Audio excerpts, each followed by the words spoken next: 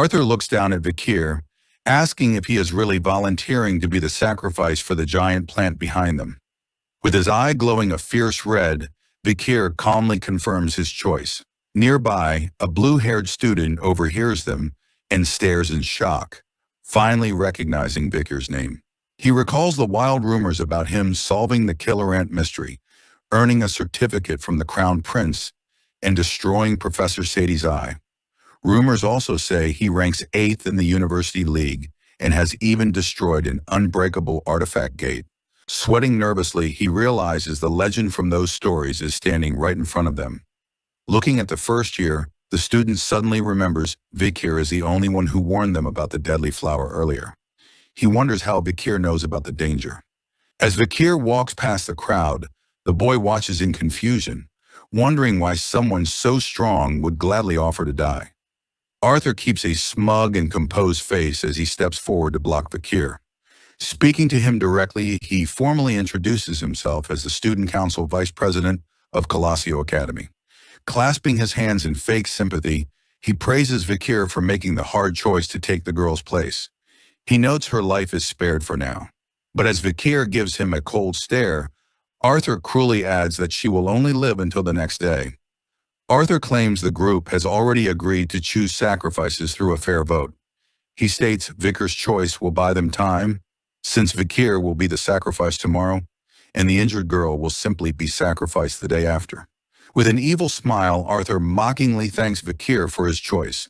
Unbothered, Vikir stares back and points out the flaw in his logic. He questions the fairness of a vote meant only to decide who gets killed off. He directly challenges Arthur, asking if his own name is included in this supposedly equal vote. Arthur flinches, caught off guard for a moment by the direct question.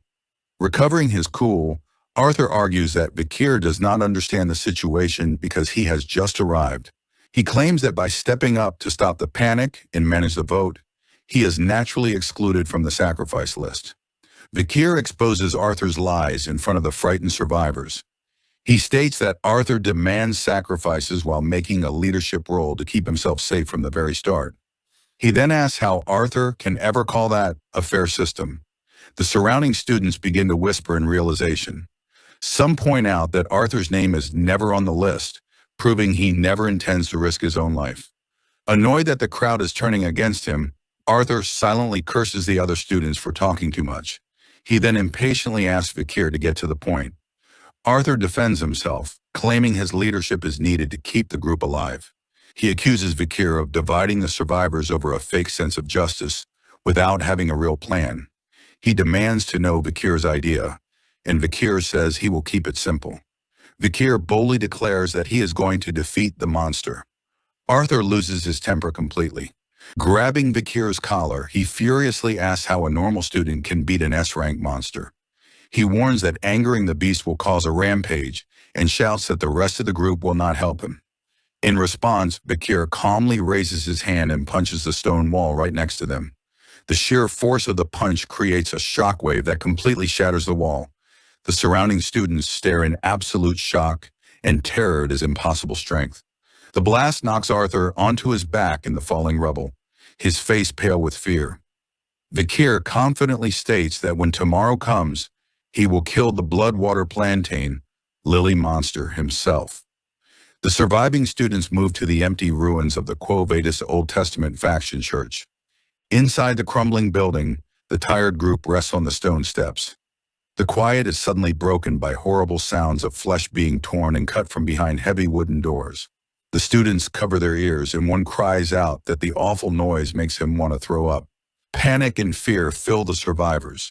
A boy grabs his head, terrified that interrupting Vikir will get them killed just like the shattered wall. The girl beside him trembles, agreeing that staying quiet through the awful sounds is their safest choice. Granui sweats nervously, remembering Vikir's strict order to guard the door and let no one in while he prepares for the hunt. Even though he obeys, he is deeply disturbed, wondering what Vikir is doing inside to make such noises. The other students glare suspiciously at Granui, questioning his sudden team-up with Vikir. The arrogant student with a ponytail breaks the tension, asking if anyone really believes Vikir. He notes that Vikir has taken all their random boxes and stat-boosting candies, so he can easily run away. The blue-haired student admits his doubts, but points out their harsh reality. He asks the group what they can even do to stop Vikir if he chooses to betray them. Remembering the sight of Vikir standing over a defeated Arthur, the students face his twist in absolute terror as they fully realize how helpless they are. They remember Vikir's bold promise to kill the S-rank monster by himself. However, in exchange, he demands a huge price from the survivors. Vikir orders everyone to hand over their random gift boxes and stat-boosting candies, insisting he needs every single item they possess. The boy trembles at the memory. He realizes Vikir has the power to kill all of them, steal their items by force, and simply go to the next floor alone if he wants to. Staring at the closed doors, the blue-haired student guesses that the tower's rules are multiplying Vikir's physical power. This makes him 100 times stronger than in the real world. He darkly concludes that Vikir is hiding a terrible secret behind those heavy doors. 12 hours later, Vikir steps out into the ruined courtyard. His shoes tap lightly against the stone as the dust settles. The other students, including Arthur, watch him cautiously from behind the safety of the rubble. Peeking over a broken wall, Grenouille stares in disbelief at the empty space in front of the ruined church. He realizes the giant bloodwater plantain lily monster has completely vanished. Vikir stands alone in the clearing as the four-eyed flower fairy guide appears on a high ledge. The fairy calls Vikir by name, revealing that upper floor guides have already warned it about a crazy participant ruining the trials. Suddenly, a violent tremor shakes the courtyard. The sudden shaking sends the surrounding students running and screaming in panic. Soon, the ground explodes. A huge, terrifying mouth filled with razor-sharp teeth erupts from beneath the stone floor. Vikir stays completely calm as he stares up at the emerging beast. The ground continues to shatter as explosive dark energy and thick vines burst upward. The four-eyed fairy, now controlling the giant plant's true monstrous form, declares that Vikir's heroic run will end right there. Vikir just smirks, calmly brushing off the fairy's words. Seeing his total lack of fear, the fairy is shocked. Leaping backward under the moonlight, Vikir draws his glowing red blade and confidently states this is only the beginning. As he prepares to fight, the system updates his status. He is still level 1, but he gains the Helldog Slayer title. His stats receive a massive boost, pushing his strength to 260, stamina to 269, and agility to 229. His resistance and reflexes both sit at 1, leaving only one hidden trait still locked. This is the end of the video. To watch the next part, subscribe to our channel.